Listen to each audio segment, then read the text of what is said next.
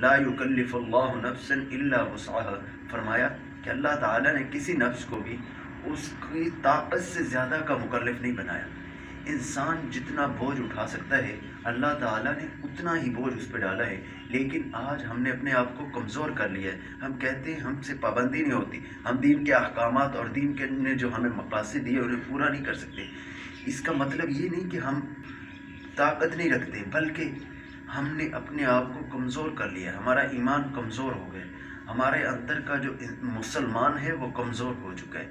ہمیں مضبوط ہونے کی ضرورت ہے، اپنے ایمان کو مضبوط کرنے کی ضرورت ہے، اللہ تعالیٰ کے ساتھ اپنا تعلق جوڑنے کی ضرورت ہے۔ جب ہمارا اللہ تعالیٰ کے ساتھ تعلق جڑ گیا تو پھر اللہ تعالیٰ اسی کو ہمارے لیے آسان کر دیں گے۔ پھر جب ہم اللہ تعالیٰ کا حکم پورا نہیں کریں گے ہمارا دل بے چین ہو جایا کرے گا، ہماری طبیعت میں سکون نہیں رہے گا۔